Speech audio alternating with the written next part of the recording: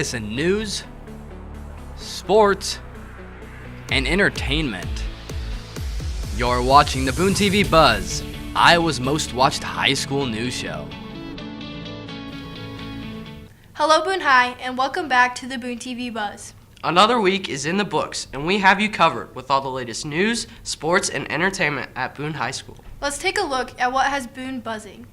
RSVP has spent the past year working to make our school a more enjoyable place. This fall, they decided to host a competition on the football field to promote teamwork and leadership. Lily has more on this event under the lights.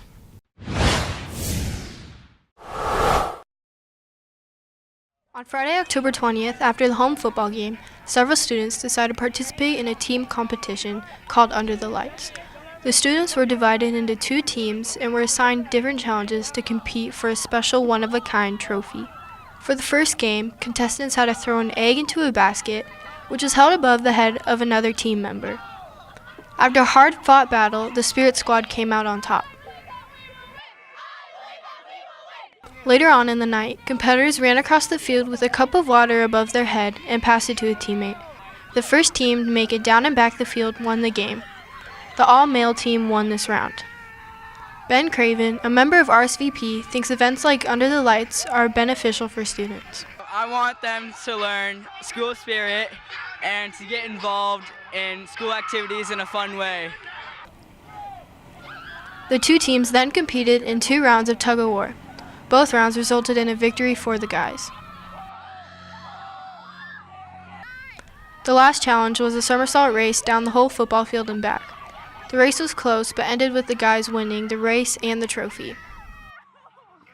My favorite part of Under the Lights was that we all got to be a team as the cheerleaders, and we got to tie-dye shirts together. This has been Lily Spurgeon from BooneTV. On Thursday, October 26th, chorale students attended the annual Raccoon River Conference Vocal Festival. BooneTV reporter Maggie Mueller has more on this event.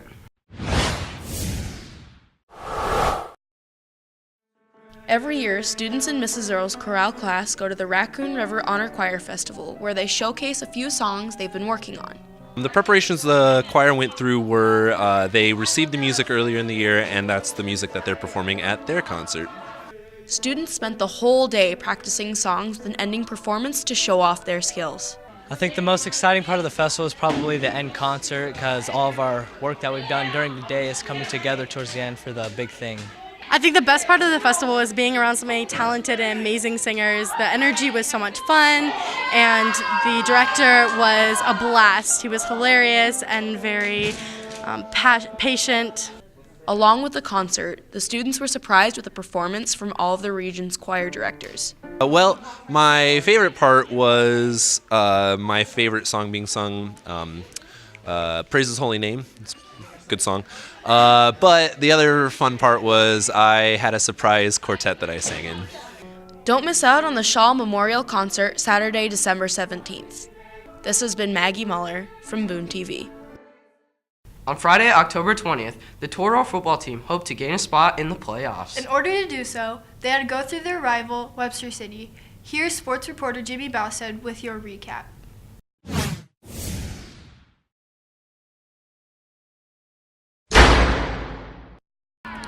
Tonight, the Torch is taken to the gridiron as they against the Webster City Lynx. They're hoping to come out with a big win tonight for their chance to make to the playoffs. Before the Tortors took the field, the Fall Sports seniors were honored by the crowd as they walked the field with their parents. Once the game was underway, the Tortors came out strong, stopping the Lynx on 3rd down to force the punt. Boone took possession and worked their way down the field, which led to Mason Hollis finding John Imran over the middle for the first points of the night. The Lynx battled right back as they powered their way down the field with a series of runs.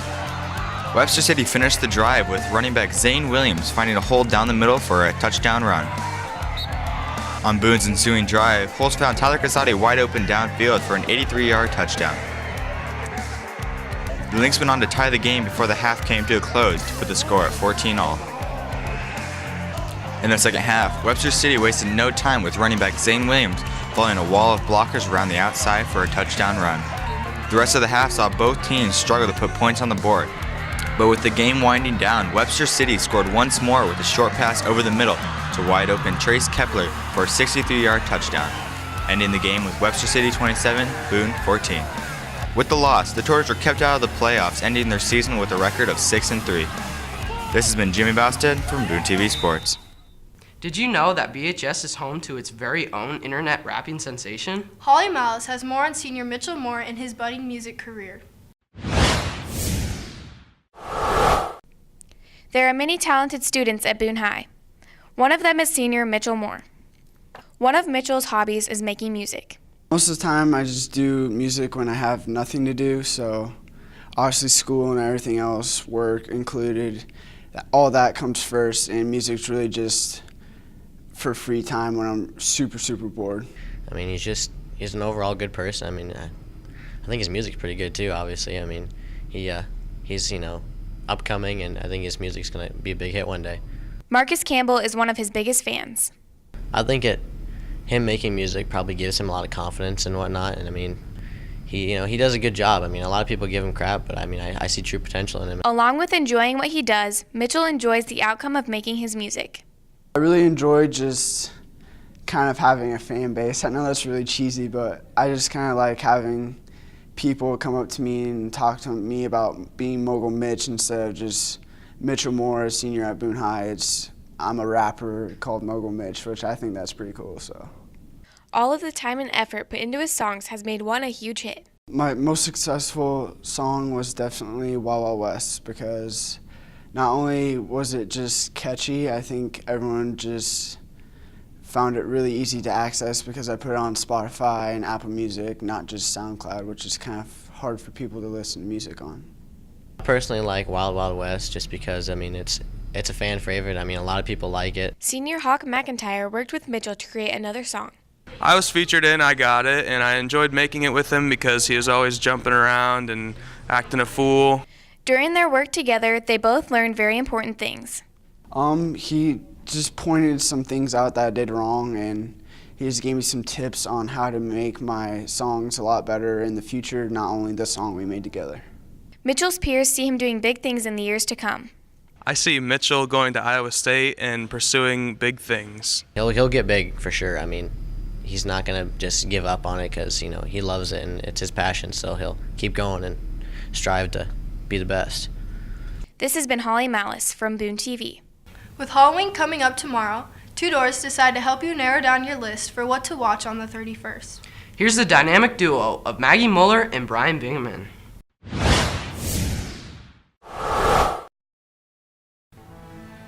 Hello, Boone High. I'm Brian Bingaman. And I'm Maggie Muller. Today, Two Doors will be giving you a 5-show countdown in the spirit of Halloween. We based our countdown off of variety and popularity and scariness. These shows are great shows to watch this Halloween season. First, we have Goosebumps, a show based on the popular children's books written by R.L. Stein. This is a great show if you're not that into scary stuff, and it's nostalgic for a lot of kids. Secondly, we have Supernatural. Supernatural is a show about two brothers traveling across the United States hunting monsters such as demons, vampires, werewolves, ghosts, and more. With a healthy 12 seasons so far, they have 2 more to go before they're done. We also have American Horror Story, a 5+ season long show. Physical and psychological horrors affect a broken family, inmates of an insane asylum, a coven of witches, a group of circus freaks, the employees and guests of a hotel, and a family who moved into a mysterious farmhouse. These seasons mainly focus on the real-world fears. Next, we have Stranger Things. When an adolescent goes missing, his friends confront supernatural forces to get him back. It has a very well-paced storyline that has many plot twists and surprises. Stranger Things is a very popular show, and with the 2nd season coming out, if you haven't watched it, I highly recommend that you do so. And lastly is The Walking Dead. With 7 seasons so far, it follows the life of Rick Grimes after he falls into a coma and wakes up to the world being infested with zombies. The first season is Rick attempting to find his family, then to figure out what's going on. Later on, the show is about Rick seeking a safe living condition for him and his gang. That was our 5 shows to watch in the spirit of Halloween. Make sure you're checking out all of these fantastic shows. This has been Two Doors, and we'll see you next time. Continuing our Halloween spirit, last week the N60 girls took a popular haunted attraction in central Iowa. With all the recent hype around all things scary, they decided to see if this location was really worth all the money. Here's more on their experience at the Slaughterhouse.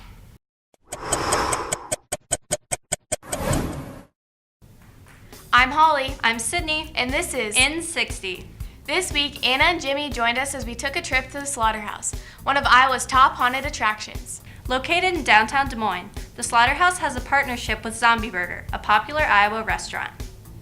We were able to board a free shuttle from Zombie Burger to the Slaughterhouse, which was a great perk for the overall experience. The shuttle on our way to the Slaughterhouse. Are you excited, Holly? I'm very excited. I'm scared. I'm scared as well. Let's go. When we arrived at the Slaughterhouse, there were people in costume roaming around, looking for unsuspecting people to scare.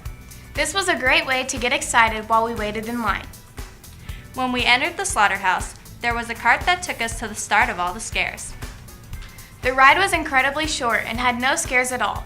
This was incredibly disappointing as we were looking forward to the aspect the most. Okay, so we just got out of the Slaughterhouse. I feel pretty terrified. Holly, how do you feel? It was pretty scary, but it wasn't as scary as I thought it was going to be. Yeah, I thought the scariest part was probably there was that pig crawling all over the floor. Yeah. I thought that was gross. What do you think the scariest part was? Overall, the Slaughterhouse was a great place to go, but we were somewhat disappointed with the overall scare factor.